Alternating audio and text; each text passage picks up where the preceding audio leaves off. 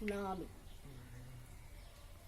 சீற்றங்களால் பாதிப்பு, நமக்கு கஷ்டம் வராமல் ஏற்படாமல் இருப்பதற்கு முன்னாடியே செய்ய வேண்டிய நடவடிக்கை.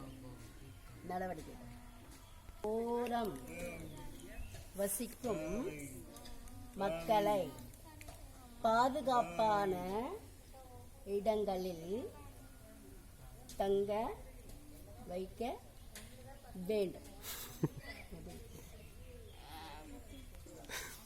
ஊடகங்கள் அப்படின்னா என்னது?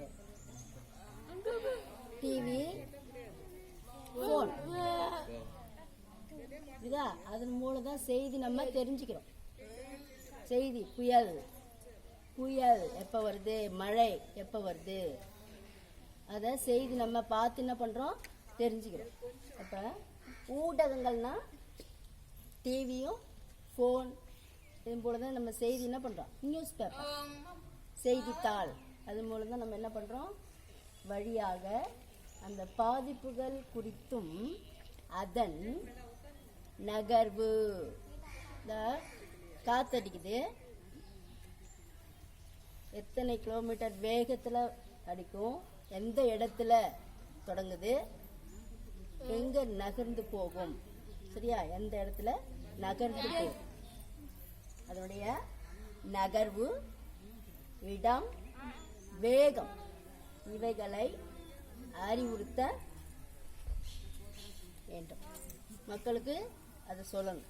அதை எப்படி தெரிஞ்சுக்கிறாங்க அப்படின்னா, டிவி, ஃபோன் மூலம் பார்த்து என்ன பண்ணுறாங்க, செய்தியை தெரிஞ்சுக்கிறாங்க.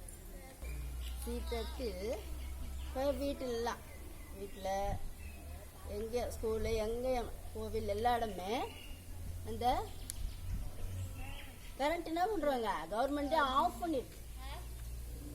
பண்ணிடுவாங்க. மழை வரப்போகுது, புயல் வரப்போகுது அப்படின்னு செய்தி தெரிஞ்சிச்சுன்னா உடனே என்ன பண்ணுறாங்க, கவர்மெண்ட்லேயே ஆஃப் பண்ணிடுவாங்க. மின் இணைப்பை கரண்ட் என்ன பண்ணுறாங்க, ஆஃப் பண்ணிடுவாங்க. இயற்கை சீற்றத்தில் மின் இணைப்பை துண்டிக்க வேண்டும் அவசியம். நம்மளும் வீட்டில் என்ன பண்ணோம், எல்லாத்தையும் ஃப்ரிட்ஜு, டிவி எல்லாத்தையும் என்ன பண்ணணும், ஃபோன் கூட நம்ம ஆஃப் பண்ணி வைக்கணும். ஃபோன் கூட நம்ம என்ன பண்ணோம், ஆஃப் பண்ணி வைக்கணும். டிவி இந்த ஒயர் எடுத்துடணும், செய்தி புரியுதுல, அதை எடுத்துடணும். ஃப்ரிட்ஜில் அந்த ஒயர் எடுத்துடணும். அப்போ அது நமக்கு ஒரு பாதுகாப்பு. இதுதான் இயற்கை சீற்றத்தில் மின் இணைப்பை துண்டிக்க வேண்டும். சரி, புரிஞ்சா? அதில் மக்கள் என்ன பண்ணுறாங்க, அந்த தண்ணி சுத்தம் இல்லாமல் இருக்கும், புரியுதா? அது ரொம்ப நாள் அப்படியே இருக்கிறதால தொற்று நோய்லாம் நமக்கு வரும். அது தொற்று நோய்கள் பரவாமல் இருப்பதற்கு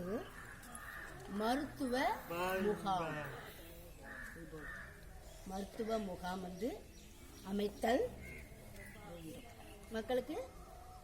அதாவது ஜுரம், சளி இது போல் இருக்கும், அவங்களுக்கு போய் உதவி செய்யும்.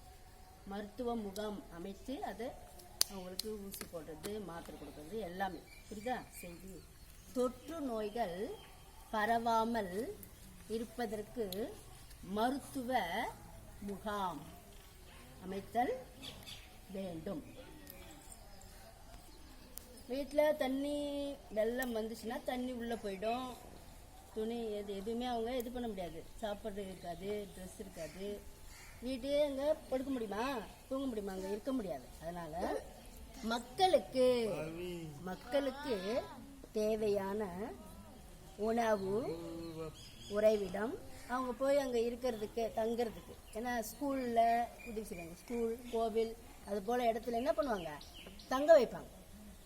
மக்களுக்கு தேவையான உணவு, உறைவிடம் கிடைப்பதற்கு ஏற்பாடு செய்தல்.